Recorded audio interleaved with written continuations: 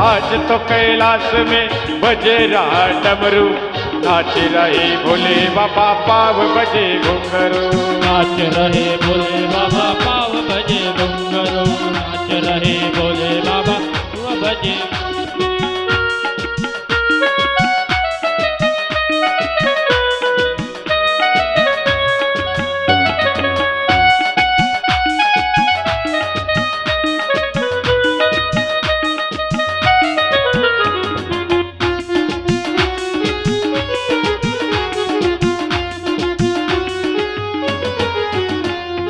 विष्णू नाचे संत ही नाचे कमाल नाचे, संत ही नाचे कमाल नाचे, धीरे धीरे धीरे धीरे गोपाल नाचे, धीरे धीरे धीरे धीरे गोपाल नाचे, हो धीरे धीरे धीरे धीरे गोपाल नाचे, धीरे धीरे धीरे धीरे गोपाल नाचे। आज तो कैलाश में हो, आज तो कैलाश में बजे रहा डमरू डमरू, नाच रहे भोले बाबा पाव बजे घुंघरू, नाच रहे भोले बाबा पाव बजे घुंघरू, नाच रहे भोले बाबा पाव बजे घुंघरू, नाच रहे भोले बाबा पाव बजे घुंघरू, नाच रहे भोले बाबा पाव बजे घुंघरू, नाच रहे बाबा पाव बजे घुंघरू। बसा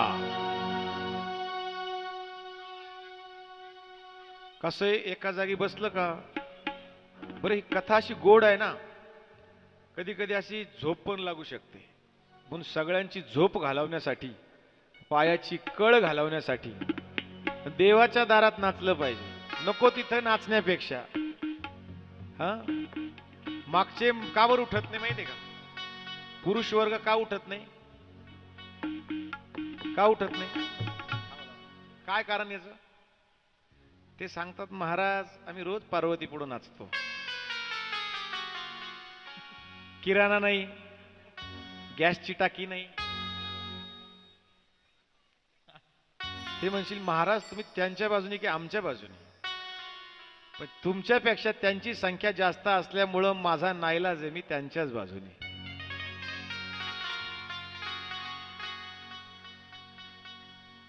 असो मग चला कुठं जायचं आपल्याला?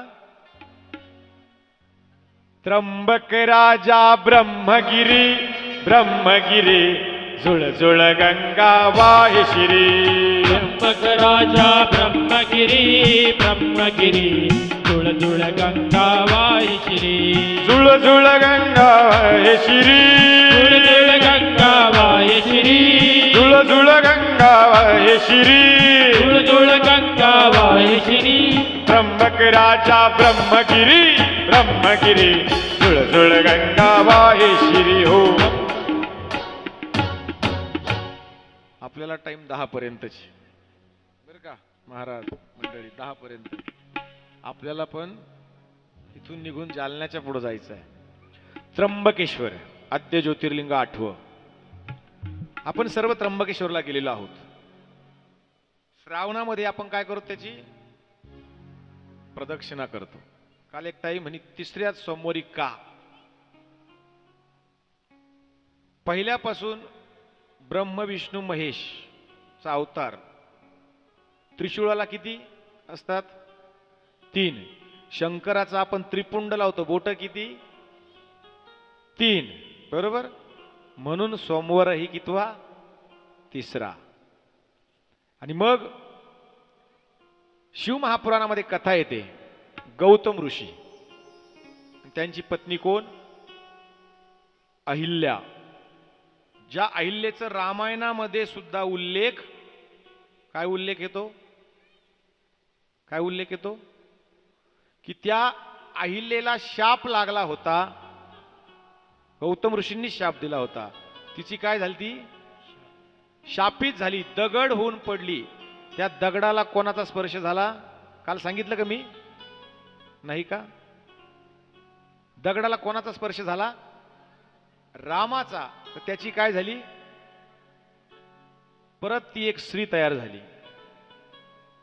आणि पुढं जाऊन ज्यावेळेस केवटनी सांगितलं, केवटला राम म्हणले मला काय दे, नौका दे. केवट काय म्हणला, का तुझा येता येता एका दगडालाच पायाचा स्पर्श झाला, त्याची धूळ लागली तर त्याची बाई माणूस झाली, म्हणजे माणूस झाला. जर या घोडीला जर स्पर्श झाला तर याची काय होईल, घरी आहे तिलाच सांभाळता सांभाळता आणि दुसरी जर तिची जर बाई झाली तर सांभाळू कसा, मला एक सांगा. आणि त्याच केवटने ज्यावेळेस पाय धुतले, सगळ्यांना माहिती आहे, आपण काय रामायण करायला लावलं नाही, पाय धुतले, नौकेत परत त्या पैल तीरावर नेलं. आणि तिढं नेल्यावर काय सांगितलं, जो नौकेत बसून देत नव्हता त्यांनी काय सांगितलं, देवा आता इडून पुढे या नौकेत दुसरा कोणी बसणार. मग दगडाला स्पर्श झाला तर त्याचा माणूस तयार होतो, मग माणसाला देवाचा स्पर्श झाला तर माणसाचं काय तयार होईल, बोला. थोडं बारीक चिंतन आहे. दगडाला स्पर्श झाला तर त्याचा माणूस तयार होतो, पण देवाचा स्पर्श माणसाला झाला तर त्याची माणुसकी जिवंत होते. महाराज केवटाची माणुसकी जिवंत झाली, परत या नौकेत दुसरा बसणार. तसे ते गौतम ऋषी. आणि एकदा काय झालं, त्या क्षेत्रामध्ये दुष्काळ पडला. दुष्काळ पडला, आजूबाजूचे सर्व आश्रम सगळी ओसाड व्हायला लागले. अन्न नाही, पाणी नाही. मेन जगण्याचं जीवन स्रोत जर काय असेल तर जल आहे, पाणी. अहिल्यासोबत गौतम ऋषी आणि शिष्य राहत होते.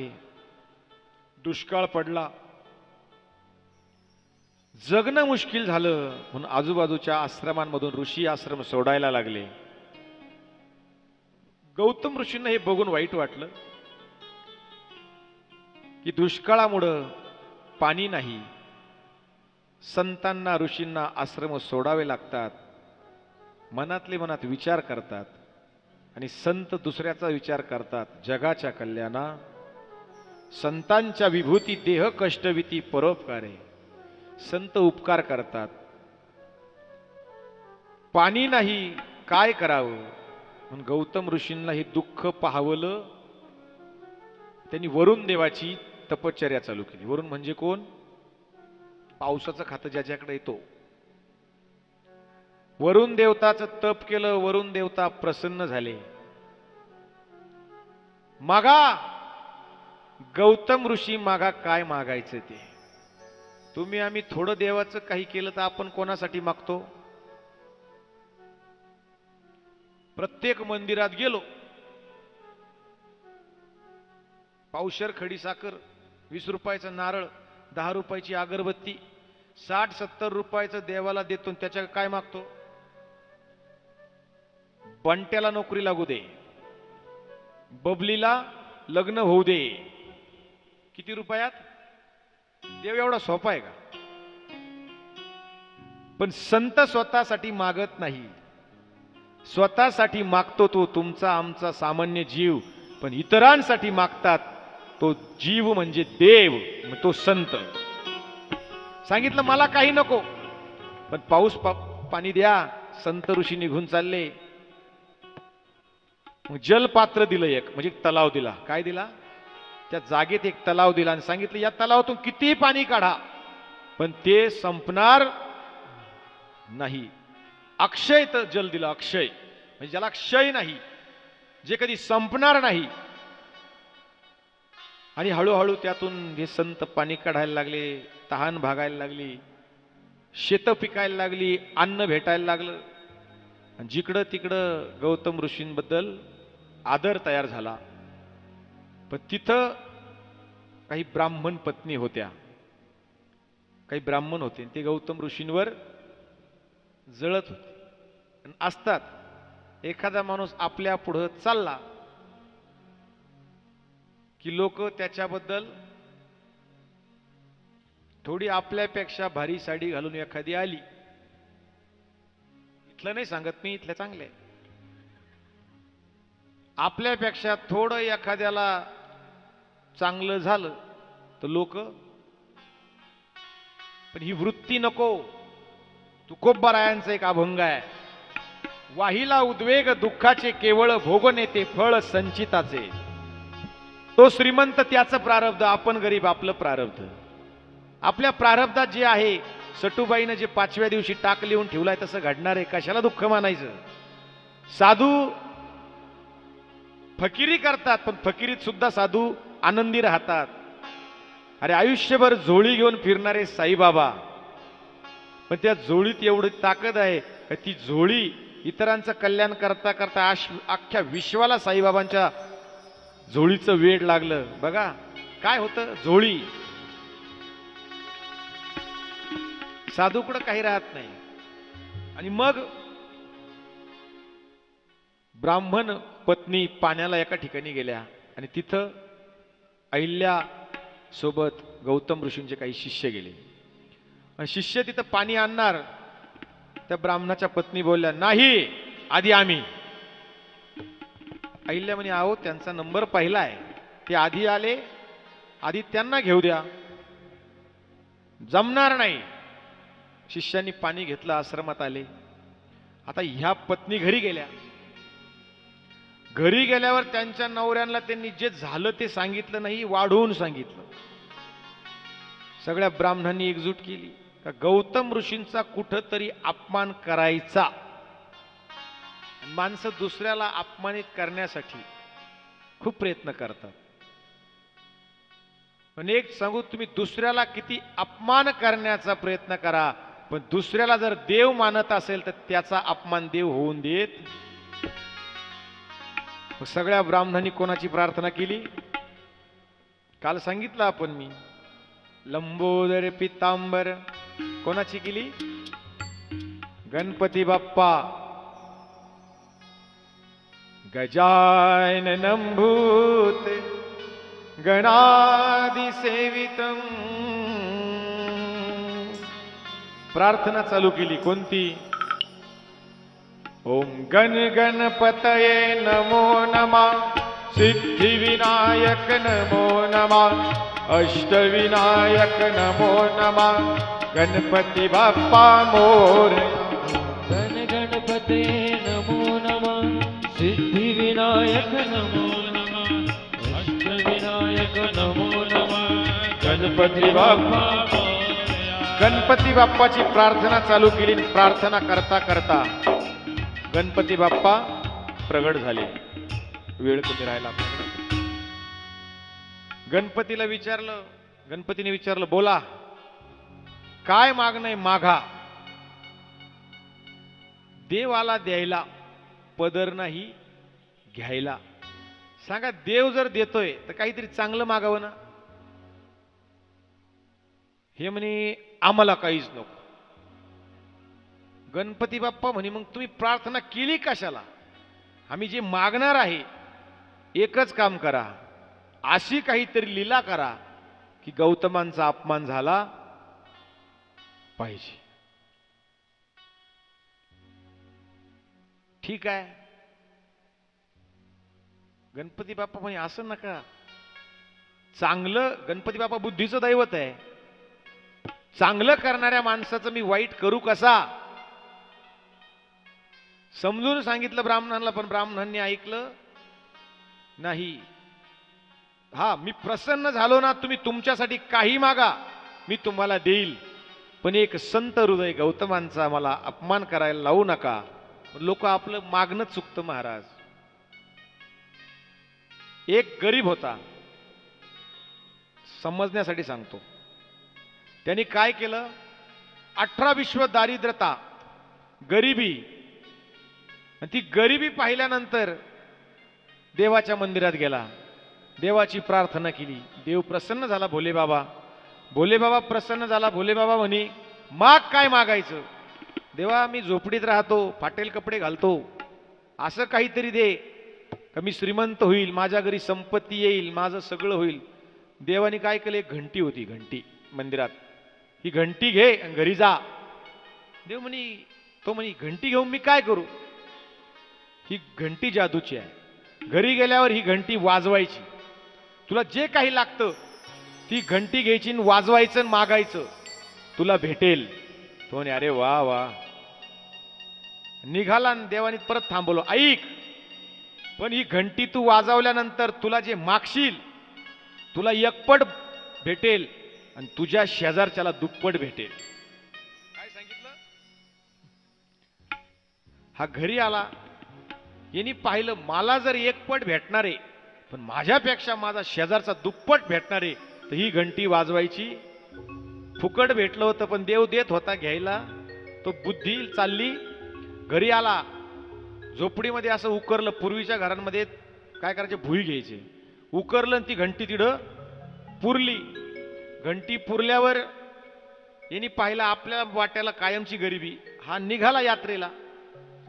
बायकोनं दुसऱ्या दिवशी ते घर सारवायला, सारवता सारवता तिला असं टेकूड लागलं, म्हणून तिने उकरलं. तिला वाटलं काहीतरी सापडन, तिला ती घंटी सापडली. तिने पाहिलं घंटीला काही किंमत, तिनं ती अशी ठेवून दिली. असं लहान पोरगं पळत आलं, आई आई चॉकलेटला 1 रुपया, 1 रुपया चॉकलेटला दे. आई म्हणे बाबा आपल्याकडं सुपारी खायला 1 रुपया नाही, चॉकलेटला कुठून आणू, चाल होय तिकडं. असं लोटलं आणि त्या घंटीपाशी गेलं. तिने ती घंटी पाहिली, आई मला 1 रुपया, आणि ती घंटी वाजली, समोर 1 रुपया पडला. त्या पत्नीनं पाहिलं काहीतरी चमत्कार. हिनं सांगितलं देवा आयुष्यभर झोपडीत राहिले, 1 बंगला दे. टंग, इकडे 1 बंगला, शेजारी. देवा 1 गाडी दे, इकडे 1 गाडी, तिकडं. देवा आयुष्यभर मनी मंगळसूत्रावर राहिले, एखादा चपला हार नेकलेस बिकलेस काहीतरी दे, इकडं 2 तोळे, तर शेजारी. 15 दिवसांनी हे भाऊ परत तिथं स्वतःच्याच गल्लीत स्वतःच्याच दारात आले. यांना लक्षात, ही त्यांच्या स्वागताला उभी राहिली. बरं फाटेल लुगडं घालणारी ही त्या दिवशी मस्तपैकी पैठणीन सोनं नाणं, स्वतःची बायको स्वतःला ओळखू आली. हे तिला म्हणतात आपण कोण ताई, कारण ओळखू येत नाही. नकलीपणावर माणसं भुलतात. म्हणजे मी तुमची बाई नाही, मी तुमची धर्मपत्नी. त्यांनी हे सगळं पाहिलं, स्वतःचा बंगला पाहिला, गाडी पाहिली, हिच्यावर कडचं सोनं पाहिलं, शेजारी पाहिलं, 2 बंगले 2 गाड्या. याला आला राग. यांनी काय केलं, तुला कोणी उद्योग करायला सांगितला होता? यांनी ती घंटी घेतली. देवा मला 1 डोळा आहे, 2 डोळे, 1 जाऊ दे. टंग, याचा 1 डोळा गेला, शेजारचा. देवा मला 2 पाय आहे, 1 पायावर मी जगन. टंग, याचा 1 पाय गेला, समोरचा. असं मागणं मागताय का? असं मागणं मागू नका. असंच मागणं हे ब्राह्मणांनी मागितलं, आम्हाला काही नको पण गौतमांचा अपमान कर. नाईलाज झाला, गणपतीनं गायीचं रूप धारण केलं. गौतम ऋषींच्या शेतात गेले. शेतात गेले म्हणून 1 दर्भ म्हणजे 1 गवताची काडी उचलली, सहज असं केलं तर गाय मरण. थोडं एखाद्याकडून आपली थोडं चूक होऊ द्या, समाज लगेच गागाट करायला तयारच असतो. सगळ्यांनी गोहत्या झाली, गोहत्या झाली, पाप केलं, पाप केलं, पाप केलं. गौतमांनी पाप केलं, गावात राहून द्यायला तयार नाही. जो येईल तो. मग आता काय करायचं? पापाचं प्रायचित्त. पाप धुतल्या कधी जाईल? सांगितलं की हे पाप धुतल्या जाईल, पण कधी? तुम्ही जर शंकराची उपासना केली, गंगेला खाली आणलं, गंगेची उपासना केली, तिने सांगितलं माझा वेग जास्त आहे, मला असा कोणीतरी पाय का जो माझा वेग सांभाळू शकेल, म्हणून देवाने कुठं धरली? जटेत. ती जटेतून खाली यायला तयार नाही. पार्वती माता म्हणी मी असताना दुसरी डोक्यावर का बसवली? कारण गंगा कुठं बसली? डोक्यावर. पण शंकराने कुठं जटा आपटल्या? ब्रह्मगिरीला. तिथून निघाली कुशावर्तात. कुश म्हणजे दरभट फेकला, अडवली म्हणून कुशावर्त नाव पडलं. आणि शिवाची आराधना करा असं सांगितलं. प्रायचित्त म्हणून किंवा गंगाजलनी स्नान करा. आणि मग गौतम ऋषींनी कोणाची तपश्चर्या केली? मेरी आपकी कृपा से सब काम हो रहे. म्हणायला लागले गौतम ऋषी काय? शिवजी तुम्हारे शिवजी हमारे सब काम हो रहे. आणि मग तिथं शंकर उपासना चालू केली. देवाला यावं लागलं. देव तिथं स्वयंभू प्रगट झाले आणि सांगितलं, गौतम ऋषी तुमचं काही दोष नाही, तुम्हाला कपट करून षडयंत्र करून याच्यात अडकवलंय, मी त्यांना दंड देतो, प्रायचित्त देतो. त्यावेळेस गौतम ऋषींनी सांगितलं, देवा त्यांना दंड देऊ नका, त्यांना प्रायचित्त देऊ नका. त्यांनी जर माझ्यावर गोहत्येचं पाप लावलं नसतं तर मी तुमची आराधना करून तुम्हाला इथं प्रगट करू शकलो नसतो. दुःख देणाऱ्याला सुद्धा सुखाचा आशीर्वाद देतात, त्यांना म्हणावं संत. आणि मग गौतम ऋषीसाठी जे महादेव प्रगट झाले, जी जटा आपटली ती ब्रह्मगिरीवर, म्हणजे शिवलिंग झालं, जे शिव स्वरूप जिथं तयार झालं, त्याला म्हणतात त्र्यंबकराज त्र्यंबकेश्वर भगवान की. सांगितलं, देवा तुम्ही आमच्यासाठी इथं थांबा. म्हणून त्र्यंबकेश्वरच्या रूपात भगवान भोलेनाथ बाबा कुठं आहे? आता 27ला काय आहे? कुंभमेळा आहे. म्हणून त्र्यंबकेश्वर महाराज की. म्हणून आपण 12 ज्योतिर्लिंगापैकी आज किती ज्योतिर्लिंग झाले? काल किती झाले? उद्या काय करायचं? कारण माझा टाइम संपलाय. 9:45 15 मिनिटं आरतीसाठी. उद्याच्या सूचना देतो. उद्या शिव पार्वती विवाह. आयोजक मंडळांना विनंती आहे की शंकर पार्वती बनवा, नंदीही बनवा, शंकराचे कलहवरे बनवा थोडेसे चांगले. शंकराचे कलहवरे कोण आहे? भूत. आपल्या कलहवऱ्यांना सेंट लागतो, त्यांना राख लागते. मस्तपैकी 4-5 भूत सजवा, पार्वती सती माता पार्वती माता बनवा, भोले बाबा असे एकदम मस्त बनवा. आणि येताना उद्या लग्न आहे तर सगळे एक रंगाने आले तर बरं होईल. काल सांगितलं मी. कोणती साडी सांगितली? ऑरेंज. ऑरेंज साडी घरात नसेल तर घरच्यांना त्रास द्यायचा.